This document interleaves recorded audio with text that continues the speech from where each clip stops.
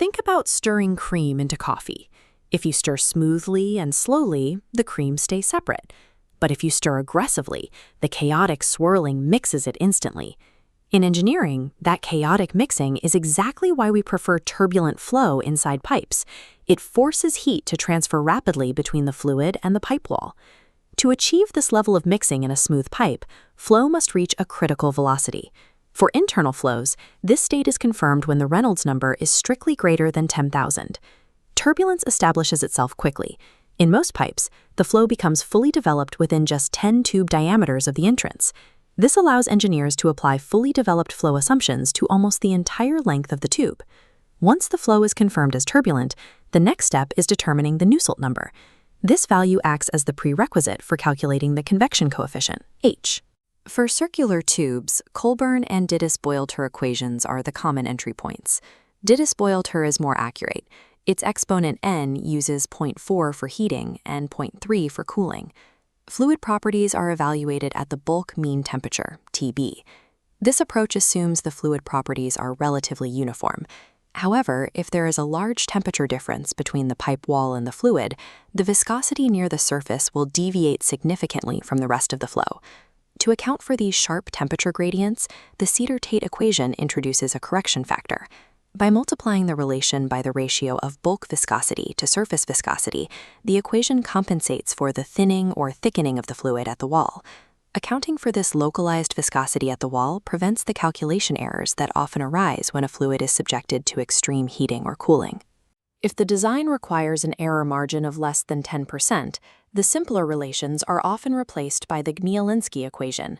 This formula provides higher precision by directly incorporating the pipe's friction factor. For systems using liquid metals, the standard equations are no longer applicable due to exceptionally low Prandtl numbers. In these cases, the Schleicher and Rouse equations are the recommended standard for Reynolds numbers between 10 to the 4th and 10 to the 6th. While general empirical equations cover most common scenarios, high accuracy requirements or specialized fluids like liquid metals necessitate these friction-aware or material-specific formulas. These principles also apply to non-circular geometries, such as square or rectangular ducts. The same turbulent flow relations remain valid, provided the diameter variable is adjusted. The standard diameter is replaced by the hydraulic diameter, dH. This is calculated by taking 4 times the cross-sectional area and dividing it by the wetted perimeter.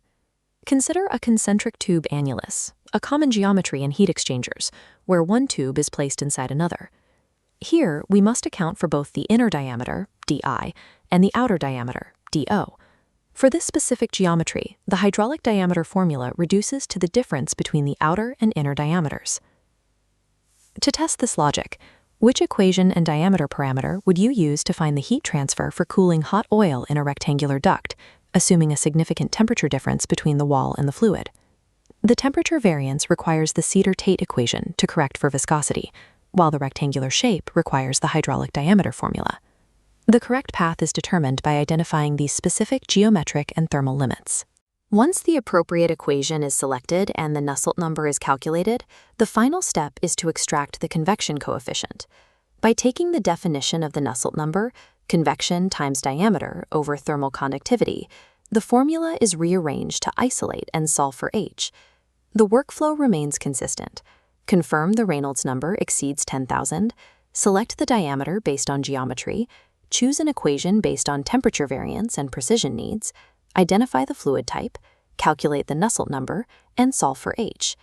The reliability of the final heat transfer calculation depends on matching the specific equation to the physical geometry and thermal boundaries of the system.